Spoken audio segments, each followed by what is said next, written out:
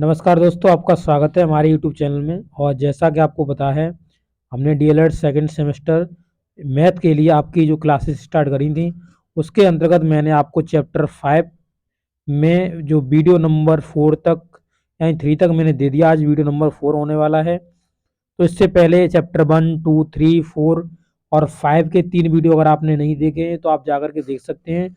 उनके लिए मैंने एक डेडिकेटेड प्लेलिस्ट बना दी है, तो आपको वो हमारे चैनल की प्लेलिस्ट में मिल जाएगी, तो वहाँ से आप जाकर के चेकआउट कर सकते हैं। तो यहाँ पर जिस टॉपिक में मैंने इस चैप्टर के अंतर्गत हमने जहाँ पर आपको छोड़ा हुआ था, वहाँ से आप आज स्टार्ट होंगे आगे समझाना आपको। जैसा कि मैं आपको बता दूं, पहले के सभी जो चैप्टर्स हुए उनके सभी एग्जाम्पल्स, उनकी सभी थ्योरी, उसके बाद उनकी सभी एक्सरसाइज को मैंने बहुत अच्छे तरीके से डिटेल में आपको समझाया हुआ है। तो आप जा करके उन सभी वीडियो को चेकआउट कर लीजिए, क्योंकि मैंने बहुत आसान भाषा में यहाँ पर समझाने का आपको प्रयास करा है। तो चलिए देखते हैं इस वीडियो के अंतर्गत, समझते हैं। देखिए, ये जो क्वेश्चन है, निम्नलिखित का गुणनफल योज्य प्रगुणों के प्रयोग करके ज्ञात करिए। अब देखो, ये क्वेश्चन नंबर 1, क्वेश्चन 2 और क्वेश्चन 3, 3 क्वेश्चन इसमें दिए गए हैं। तो आपको किस तरीके से, सरल तरीके से आपको इनको अरेंज करके, इनको सरल तरीके से आपको मल्टीप्लाई करना है। जैसे देखिए, पहला जो क्वेश्चन आप देख रहे होंगे, ये जो क्वेश्चन लिखा हुआ है, इसमें आपको 4 इंटू में 2834 इंटू में 25 लिखा है। अब देखिए, पहले 25 में इस 4 का मल्टीप्लाई कर लेते हैं। जब अगर इसे हम कर लेंगे तो कितना हो जाएगा, 100, और 100 हो जाएगा तो 2834, और फिर इसमें क्या है, इसमें जब 100 का मल्टीपल कर रहे हैं तो इसके आगे 2 जीरो प्लेस कर दीजिए। जब 2 जीरो प्लेस कर देंगे आपका आंसर आ जाएगा। जैसे कि आप यहाँ पे देख रहे होंगे, आसानी से इन्होंने जब 2 जीरो का प्लेस कर दिया तो ये आसानी से ये क्वेश्चन यहाँ पे सॉल्व हो गया है। इसी प्रकार से क्वेश्चन नंबर 2 में भी यही प्रोसेस आप करिए। जैसे क्वेश्चन नंबर 2 में देखो लिखा हुआ है 5 इंटू 658 इंटू में 80। तो इसमें आप क्या करेंगे, इस 80 का 5 में मल्टीपल कर लेंगे तो ये हो जाएगा 400, और 400 हो जाएगा फिर ये 658। तो आपको क्या करना है, इन 2 जीरो को यहाँ से हटा के इनके आगे प्लेस कर देना है। उसके बाद 4 का मल्टीपल कर दो इसके अंदर, जो आप आसानी से इसको मल्टीप्लाई कर सकते हो। ठीक है, तो इस तरीके से आप जब इसमें मल्टीप्लाई करेंगे तो आप आसानी से कर सकते हैं। तो 4 8 जा कितना होता है, 32, 32 यानी 3 कैरी गया। उसके बाद 4 5 जा कितना हो गया, ये हो गया 20, 20 और 3 23। उसके बाद 4 6 जा हो जाएगा 24, 24 में अब कैरी कितना गया, 2 गया, और 2 कैरी गया तो उसमें 2 कैरी जोड़ दीजिए, तो ये हो गया यानी 26। इस तरीके से इसका आंसर हो जाएगा। तो ये आप इसमें देख रहे होंगे इस तरीके से। इसी प्रकार से दूसरा क्वेश्चन देख लीजिए। तो इस 25 में इस 4 का यानी 40 का मल्टीपल कर लीजिए। जैसे ये लिखा हुआ है 25 इंटू में 40 इंटू में लिखा हुआ है 4837। देखो, आप जैसे ही इसमें 25 में करेंगे मल्टीपल, जैसे आप एक जीरो है तो जीरो इसको दे सकते हैं, यहाँ से हटा के इसको एक जीरो दे दीजिए। इसके फिर मल्टीप्लाई करेंगे तो ये कितना हो जाएगा, 1000 हो जाएगा, क्योंकि 25 चौका कितना होता है, 100 होता है। और फिर इसका जो ये जो नंबर वैल्यू लिखा हुआ है आपका 4837, आपको कुछ नहीं करना। अब मल्टीप्लाई करने के लिए आपको 4837 के बाद आगे 3 जीरो लगा देना है। ठीक है ना, इस तरीके से आपका ये आंसर हो जाएगा। आसानी से इसको आप कर सकते हैं। ठीक है, इसी प्रकार से सभी एग्जांपल्स को मैंने समझा दिया है। अब आगे देखिए, इसमें लिखा हुआ है वितरण प्रगुण का प्रयोग करके निम्नलिखित में से प्रत्येक का गुणनफल ज्ञात करिए। जो वितरण प्रगुण का जो नियम है वो आपको फॉलो करना है, और सभी का आपको क्या करना है, यानी आंसर निकालना है। जैसे पहला नंबर ये आप देखिए, इसमें वितरण करके कैसे निकाल सकते हैं। वितरण का मतलब क्या है, दो जगह बांट लीजिए इसको। जैसे ये 487, इसको हम नहीं बांटेंगे। जो बांट सकते हैं वो हमारे पास है 1008। इसको अगर हम बांटेंगे तो 1088 को हम क्या करें, 100 प्लस में हम 8 कर देंगे, तो ये 2 भागों में बट जाएगा कि नहीं बट जाएगा। और 487, अब हमारे पास हमें आसानी रहेगी इसको मल्टीप्लाई करने में।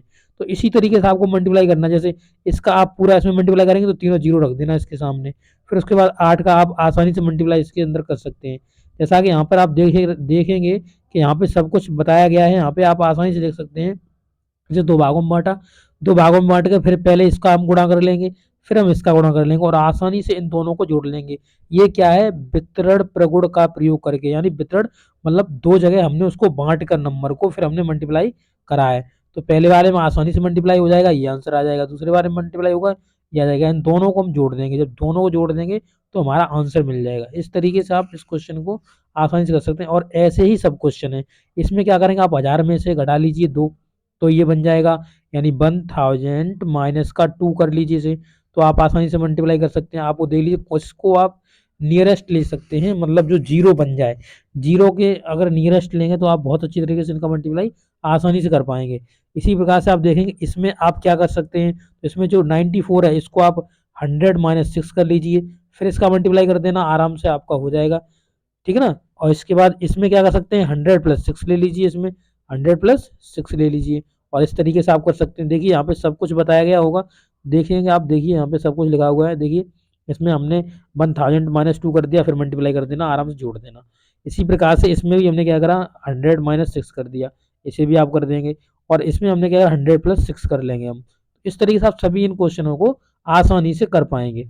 अब देखिए यहाँ से आपकी नेक्स्ट पॉइंट जो आपका बढ़ रहा है, इसमें पूर्ण संख्याओं में भाग की संक्रिया कैसे, भाग विभाज्यता के जो नियम है वो कैसे चल रहा है, पूर्ण संख्याओं में भाग की संक्रिया कैसे काम करती है, उसके क्या क्या नियम होते हैं, वो सब यहाँ पे बताया गया। देखिए भाग की संक्रिया संवर्ग प्रगुण का परीक्षण करेंगे। इसमें भाग की संक्रिया में संवर्ग प्रगुण का प्रयोग करना सीखेंगे। देखो, एक से एक पूर्ण संख्या को दूसरी पूर्ण संख्या से विभाजित करने पर भागफल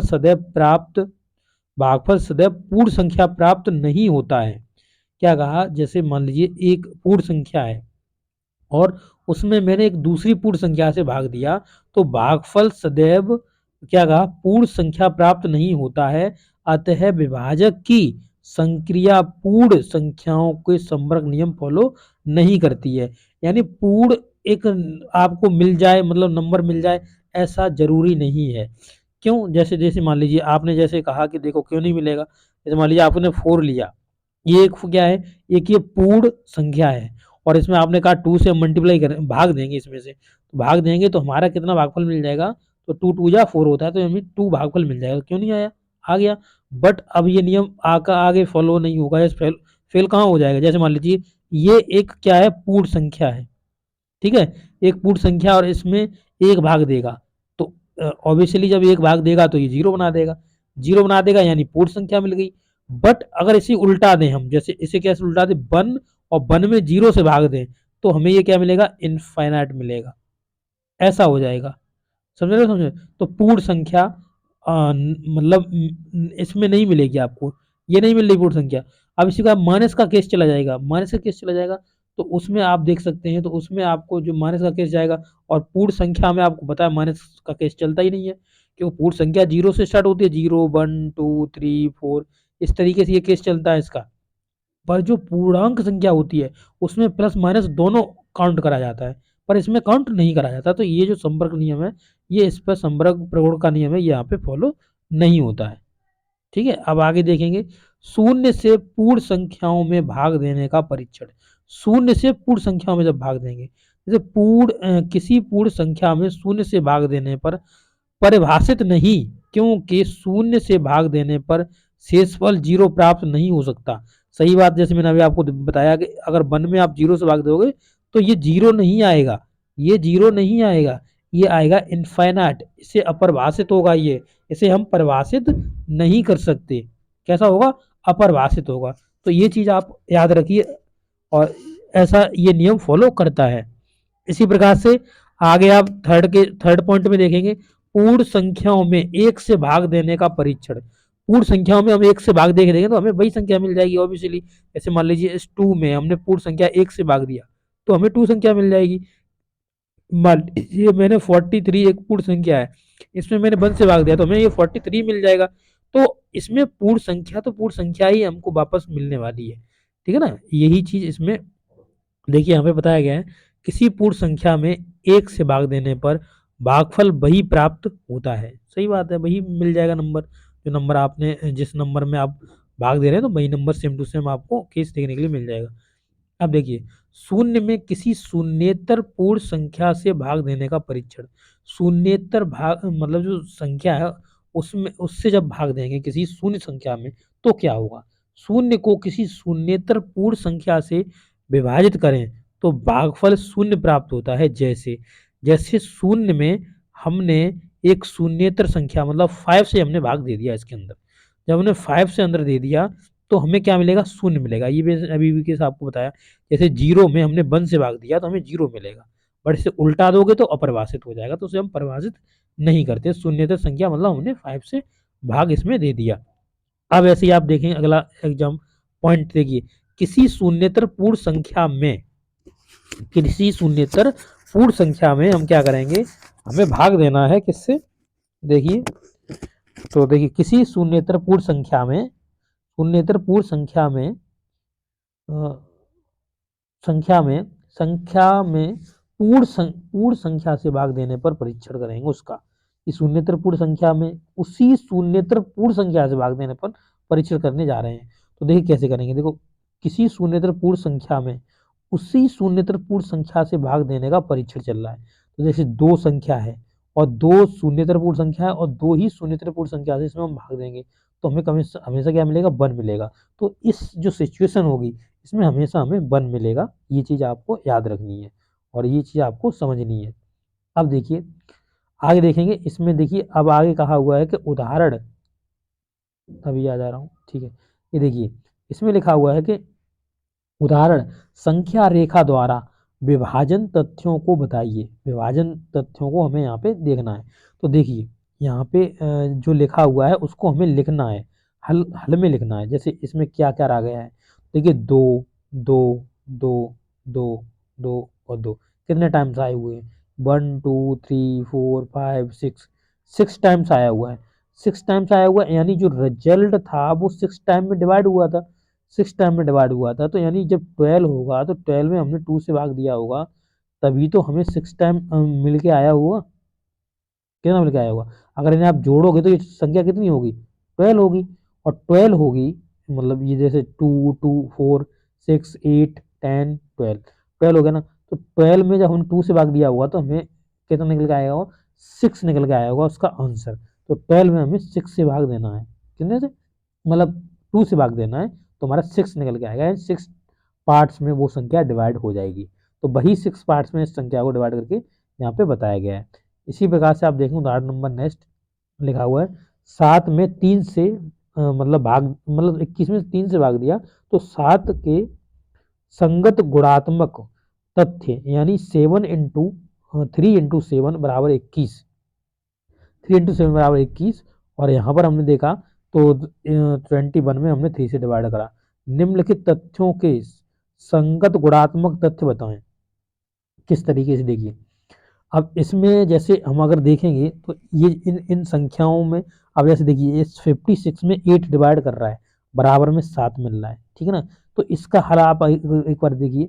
तो 56 में 8 डिवाइड करेगा तो 7 मिलेगा कि संगत गुणात्मक। अब यानी मान ली इन्हीं दोनों संख्याओं को उठा के मैंने गुणा कर दूं।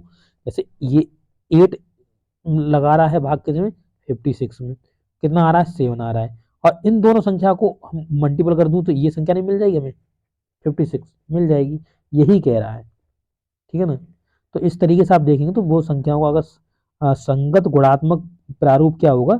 यही होगा कि मतलब इनकी जो संख्याएं हैं इन दोनों को आपस में अगर मल्टीपल कर लिया जाएगा तो हमें 56 फिर से मिल जाएगा। और यही नियम इनमें सब में फॉलो हो रहा है, आप देख सकते हैं। उदाहरण नंबर देखिए नेक्स्ट, 117 को दो संख्याओं के गुणा के रूप में व्यक्त कीजिए जिसकी एक संख्या 13 हो। तो एक संख्या 13 हो, 117 है आपके पास, तो 117 में अगर आप 13 से भाग लगा देंगे तो दूसरी संख्या निकल जाएगी ना।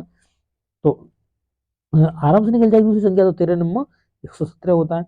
तो 13 नंबर 117, ठीक है ना। 13 नंबर 117 कट गया पूरा, तो दूसरी संख्या कितनी निकली? 13। और 13 और मतलब 9 निकल आई। 9 और 13 का जब मल्टीपल करो 117 मिल जाएगा। इस तरीके से आप इसको कर सकते हो। नेक्स्ट आप देखेंगे तो उदाहरण नेक्स्ट में कहा हुआ है, देखिए क्या ऐसी कोई पूर्ण संख्या संभव है जिसको स्वयं से विभाजित करने पर वही संख्या प्राप्त हो जाए? क्यों नहीं है? 1 है। हाँ, वह संख्या 1 है। जैसे 1 को 1 से विभाजित करें तो 1 ही मिल जाए। अब कोई भी संख्या नहीं है। कैसे? जैसे 2 को 2 से डिवाइड करें तो हमें 2 मिल जाएगा? नहीं मिलेगा। 3 को 3 से डिवाइड करें तो हमें 3 मिल जाएगा? नहीं मिलेगा। कोई भी नंबर नहीं मिलेगा। केवल एक 1 ऐसी संख्या है जिसे उससे ही डिवाइड करें तो वही संख्या आपको मिल जाएगी भागफल के रूप में। उदाहरण नेक्स्ट देखिए, क्या दो विभिन्न शून्येतर पूर्ण संख्याओं के लिए पहली संख्या को दूसरी संख्या से विभाजित करने पर दूसरी संख्या को पहली संख्या से विभाजित करने पर समान भागफल प्राप्त हो जाएगा? नहीं, ऐसा तो केस होता ही नहीं है, ये संभव ही नहीं है। कैसे? जैसे टू मान लीजिए इस 2 से मैंने 4 में डिवाइड करा, 4 में डिवाइड करा तो हमारा जो भागफल आया वो कितना आया? 2 आया। अब ये कह रहा है कि उल्टा दो संख्या भाई, 2 को आप 4 से डिवाइड कर दो तो हमारा 2 ही बच जाना चाहिए, नहीं बचेगा ना, तो ये केस संभव नहीं है, पॉसिबल नहीं है। ये चीज आप समझ सकते हैं। अब नेक्स्ट देखिए, नेक्स्ट क्वेश्चन उदाहरण, इसमें कहा है इनको सरल करिए, तो इनको आप कैसे सरल कर सकते हैं? तो ये आपको पता है, ये आपने सूत्र पढ़े होंगे, जैसे a प्लस बी का होल क्यूब, ये सूत्र आपने पढ़े होंगे, नहीं पढ़े हैं तो लिख लीजिए। तो इसका हो जाएगा A cube plus B cube plus 3ab और कोष्टक में हो जाएगा ए प्लस बी। ये तो ए प्लस बी का है, और ए माइनस बी का केस बनेगा, वो किस तरीके से बनेगा? ए माइनस बी का होल क्यूब, तो उसमें माइनस लगाते जाइए, A cube minus B cube minus 3ab और कोष्टक में लीजिए ए माइनस बी।